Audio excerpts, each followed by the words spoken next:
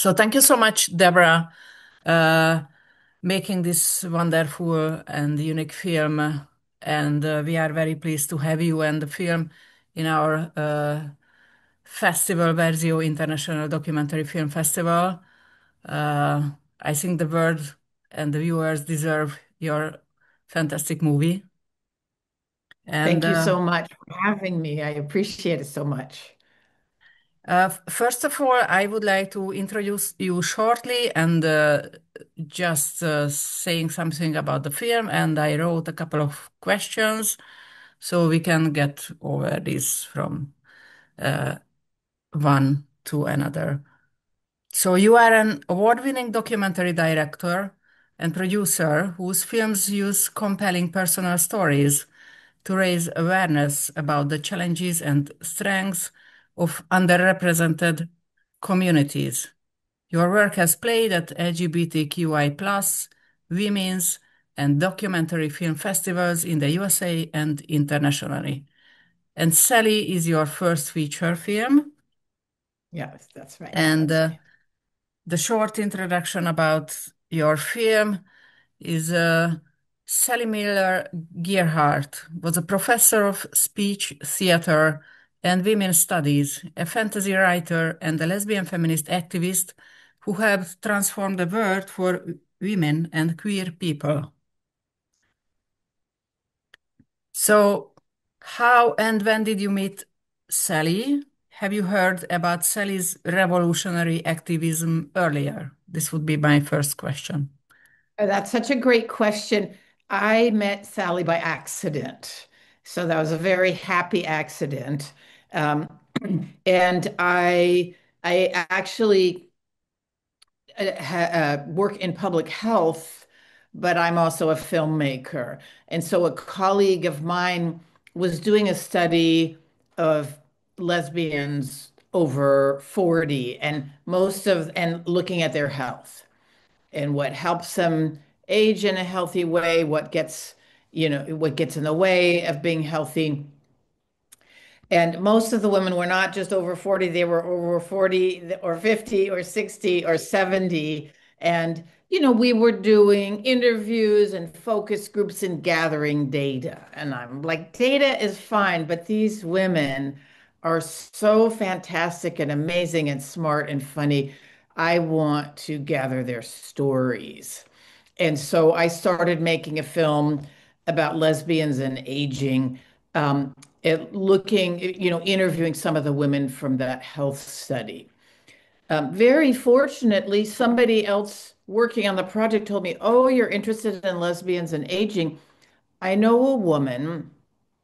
She's in her 80s. She's living on women's land in the woods, and she still cuts her own firewood with a chainsaw." So this, I thought, I want to meet this woman. I didn't hear I don't remember if she even said her name. I certainly didn't know when I went to visit. I wasn't thinking, oh, Sally Gearhart. She worked with Harvey Milk in the 70s. I wasn't thinking Sally Gearhart was in the film Word Is Out. Sally Gearhart. I didn't. All of those things I knew a little bit about, but this was not the woman I was expecting to meet. I was just expecting to meet a woman with a chainsaw in her Okay. 80s. And I was very excited about that. And then when I met her, of course, she's very funny and charming and everything's an adventure. And then little by little, I was like, oh, wait a minute, she did this. And wait a minute, she also did that. And so the more I got to know her, the more I realized that she had been very, very important in the gay rights movement back in the 70s and the 80s. And now she was living in a little cabin in the woods, kind of off the radar. And so many people hadn't heard about her. So when I went to talk to people about filming her, many people would say, she looks amazing, but I have no idea who she is. And then other people would say, oh, that's Sally Gearhart. She's amazing. Back in the day, she did this and that. So it was an accident, but luckily, me and some colleagues very early on realized this is somebody. who's important that people should know about. And so as soon as we finished, we did a short film about lesbians and aging. It's called A Great Ride. As soon as we finished that, we started working on the film about Sally. So I met Sally very first in about 2014, and then filmed her until the end of her life because we really felt her story needs to be told, and also she's aging. She's she was wonderful and charming and energetic, and lose her hearing, and her memory was slipping, and so we felt a sense of the importance of trying to get this done. Mhm. Did you manage to make a biographical interview with her? I mean, a long So interview. So we interviewed her many times, and we would check how she was doing. So we would always, I live about 2.5 hours from her, and I would always have a backup plan. We'll see Sally, but if she's tired, if she's not in a good frame of mind, we'll do this or that or the other. So the interviews that are in the film, much of the interview footage we used was from my very first interview of her in 2014 because she was a little bit stronger then. Mhm. And then later, when she got a little bit more frail, we would sometimes interview, but sometimes, for example, we would just have her reading. And she would, if she sometimes couldn't, clearly articulate what she wanted to say, but she could read beautifully. I mean, she had been in the theater. And so when you gave her a book to read, it was like she was in back in the theater again. And then the other thing is you said, did we get a biographical interview? The answer is yes, kind of. Mhm. Um, because we got as much as we could from her, and she was a wonderful storyteller. And so some of we got from her were stories that she had told before, and so she could Mhm. repeat Yes. them, even though Yes. her memory was getting a little bit shaky. And then also, you'll notice in the film, we have Sally's story told by a lot of other people in her life. And there's several reasons for that. And one is that she was, as she aged, having more and more of a hard time Mhm. with her memory. But the other reason was that we really wanted to tell a collective story because we thought this is Sally's story, but it's not only Sally's story, it's the story of all the other women and the other people in her life that helped with that movement for equal rights for gay people and for women. Mhm. Yeah. So after your short film, how did she take the idea of making a movie about her life? So Sally loved attention. And as Sally was also, as you can see from the film, she was very complicated person. So she loved attention and she loved to be alone, Mhm. and so we would come and see her, and she's in her 80s and she's flirting with the camera woman and flirting. The sound woman has to, drop a mic down her shirt, and Sally's always flirting with her. So she loved having company, and she sometimes was tired.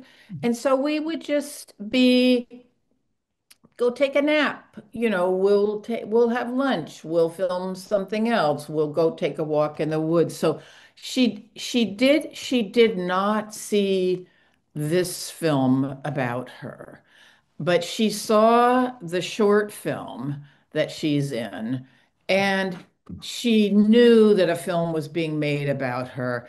And I think she was pleased about it. She was omitted from the Hollywood film about Harvey Milk, and that really hurt her feelings. Yes. And so I think she was like so many women, she loved attention, but she also was, she's had a healthy ego, but also would diminish her accomplishments sometimes? Or wouldn't she? I think she was ambivalent about being the center of attention. But I do think that she was pleased that people were coming, that were visiting her, that were interested in what she had to say and were interested in her story. And certainly also, um, we worked with so many of her friends and lovers and colleagues, um, and in some cases it took us time to get them to trust us. And in the end, we felt very, very lucky that people, because I think when people weren't sure, it was because they were being protective of her Mhm. because she was aging and getting a little bit frail. And in the end, people seem to accept and trust us. And most of the people in the film have seen the film and are very pleased with it. Some of them will tell me, "But you should have done this and you should have done that." And I'm like, "Okay, Yeah. sorry."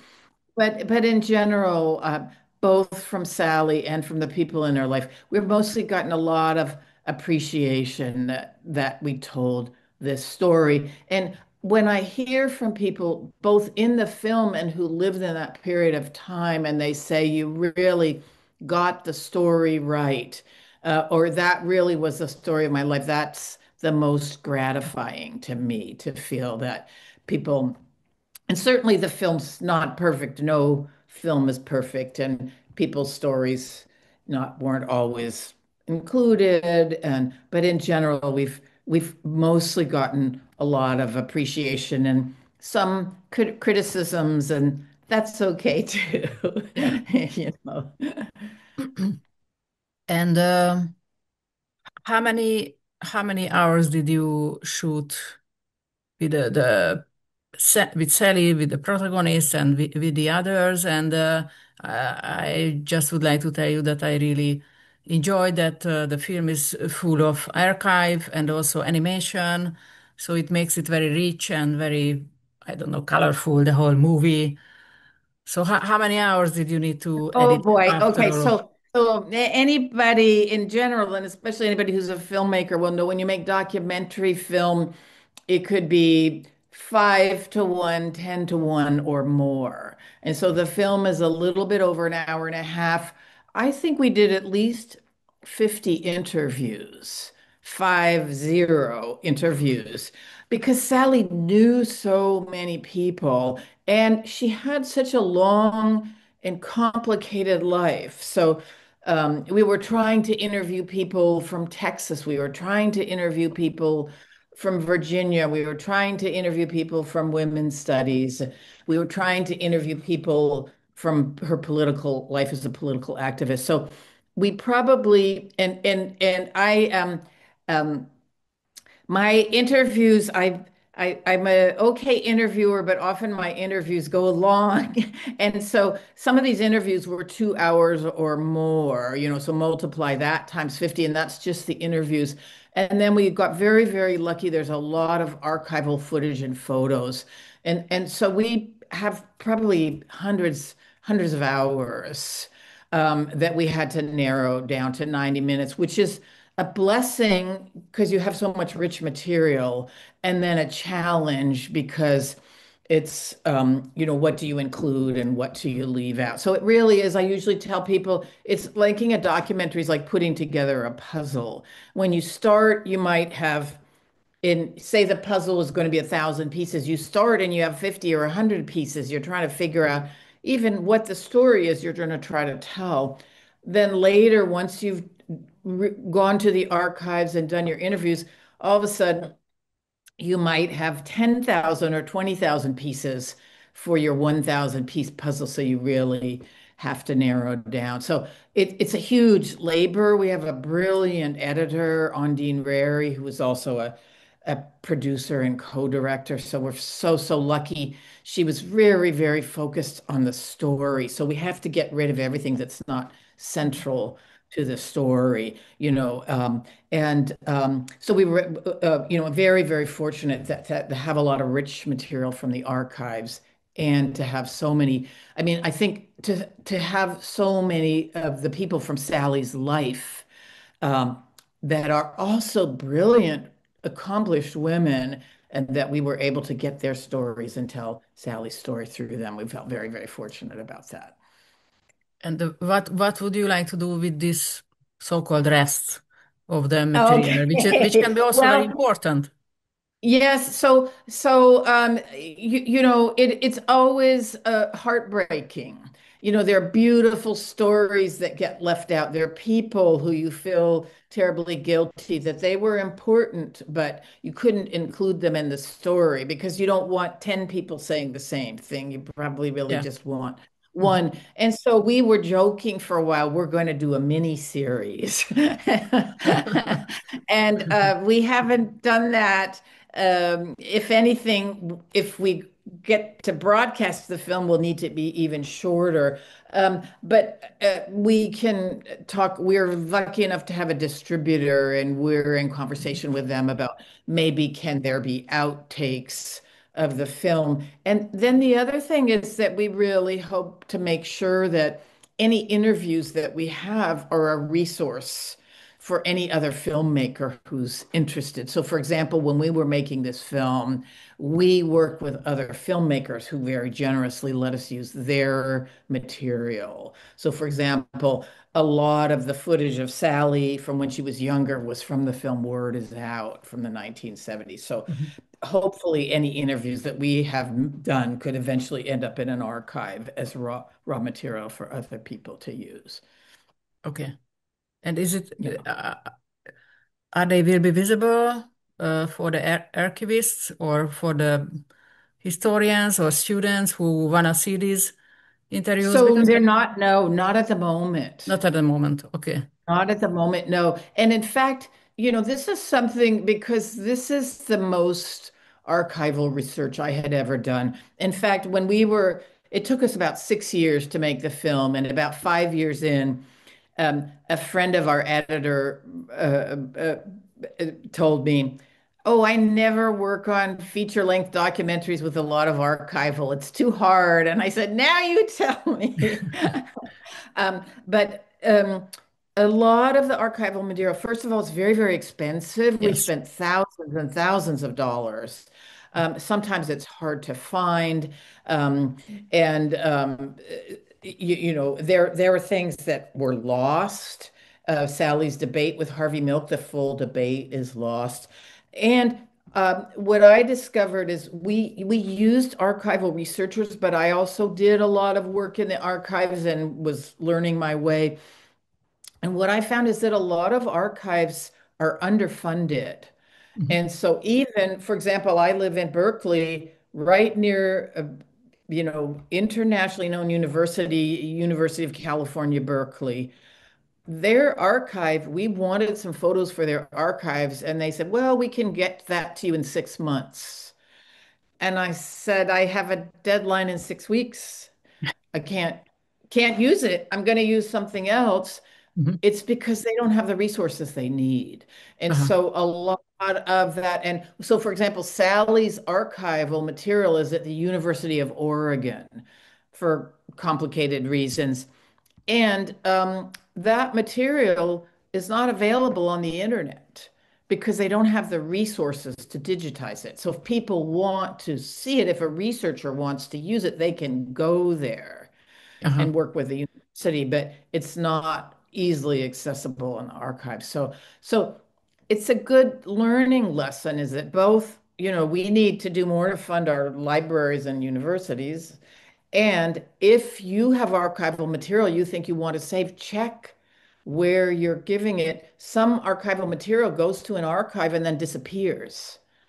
And we had that experience with some of Sally's material when we first started the film. Most of our archives are in University of Oregon, and they weren't processed or sorted. So they Mhm. said, well, they're not available since they're not sorted. I'm like, when are they going to be sorted? And I kept on very nicely asking them, will they be available next year or next year? So um, So it's challenging. And then different Mhm. archives are, come on in, bring your scanner, and other archives are you cannot even bring a pen in here. Mhm. Um, so it's wonderful to have that material, and there's so many challenges as a filmmaker to how to access it, how to pay for it, and so on. But I Yeah. think we hope that what it does is make people feel as though they were there, Mhm. rather than feeling like they're hearing from somebody who was there, Mhm. you know. Okay. Okay. So my next question is, okay, maybe you mentioned, but let's talk about it a bit deeply. That did she think of herself as a prominent figure of bringing change in LGBTQ movement in the 70s and the 80s? So Sally and these women in your film were thinking about themselves like that. I think I don't have a simple answer to that. I think that they rose to meet the moment. Mhm. Okay. And I think that Sally, what we were trying to show in the film in a way is that if it weren't for the other women in her life, Sally could very easily have stayed in Texas and nobody would know about her, stayed in Texas and stayed in the closet. So that's why we began to think of it not also, of course, it's a film about Sally, but it's also a film about that whole movement and about the other women in Sally's life that Mhm. gave her the courage to leave Texas and come to San Francisco. And then, of course, she was brilliant and charming and charismatic. And she kind of delighted in being in the spotlight. And so it was she was sort of at the right place at the right time and had the guts and the bravery to get up on stage and come out publicly. Um, um, but I think she and many of the other women that she worked with were very proud to be part of that movement, and they were also ambivalent about the spotlight. And I think even Sally was ambivalent about that, is that she loved the attention, and then she felt like, well, this wasn't just me, Mhm. and this was more of a collective. So I heard from so many people this was a collective process. So, Mhm. for example, the woman who hired Sally at San Francisco State, I I reached out to her a dozen times. I do not want to be interviewed. I'm 90. I'm busy. She clearly did not want to be in the spotlight. Mhm. And so there was everybody everywhere in between. Sally enjoyed the spotlight, but she also, I think it was exhausting for her in some Mhm. ways. Mhm. So I think that Sally and the other women in her life, I think they recognized the importance of what they had done, um, but also weren't necessarily just egotistical. Sally had that side to her, as you can see from the film, where she was confident but I think there was a flip side to that. Again, we tried to show. I mean, she ended up all alone in a little Yes. cabin. That was her choice. She was not the end of her life. She chose not to be Uh-huh. in the spotlight. Yes, because So whether it's sorry. yeah, sorry, because her partner died in 2010 or something like this. So, Right. So Sally had many partners. But her partner, Jane, was yes. probably one of the most important partners to her. And by the time Jane died, they were no longer lovers, Mhm. but they were almost like sisters or Mhm. something. So if Jane had lived, I think she would have cared for Sally. Yeah. Um, so she didn't. Mhm. Sally, Jane died when she was 70, and Sally was 10 years older and lived 10 years longer. But I think it shows, and maybe it's about women in leadership and some ambivalence about just ego and the spotlight, Mhm. and some of it is Sally. Just there were so many conflicting impulses with her. She loved it, and she needed a break from it, just like so many other things in her life, like Mhm.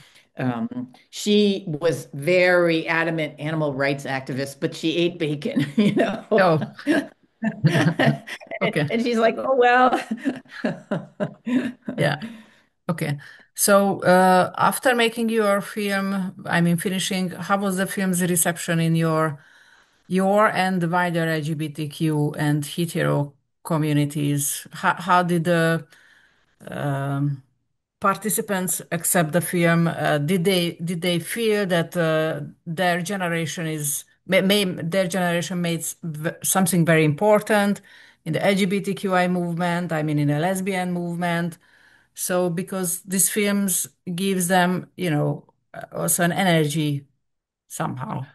Yeah, I think, like I said a little bit earlier, we feel so lucky both to have found so many of Sally's friends and colleagues and be able to include them in the film. And not only that, but many of them are local. So they either live in the San Francisco area or they live in California. So, and our very first screening was at Frameline, the big LGBT Q plus festival in San Francisco. So we had about a dozen people from the film that were at that screening, including the woman in the film who knew Sally from Sweetbriar College. So she's already, I think, 90 when the film came out. And people were very, I felt, we've won awards and things like some awards, and that's wonderful and everything. To me, what was even more rewarding was for these women to come over to me after the screening and just thank me. And the woman I mentioned to you was really almost in tears. And she said, I knew it would be interesting. I didn't realize how moving it was going to be. And so again, as I said before, I feel very, very lucky to be hearing back from most of the people in the film that yes, you got it right. That Mhm, that we honored them, depicted their accomplishments, the time and place where they were living, but we didn't show anybody as perfect. mhm, And so I was a little worried about that. And some people got mad because we had somebody saying, well, Sally's a narcissist. And then somebody got mad at me and she emailed me and she said she was very mad because the film, Sally dies in the film. And I'm like, well, I'm so sorry you feel that way, but Sally died, mhm, but so you'll always hear from somebody that might have, done something differently that's normal, but overwhelmingly, we've had people just express a lot of appreciation, and we feel mhm, very, very fortunate about that. And we also feel very, very fortunate to have found a home for Sally.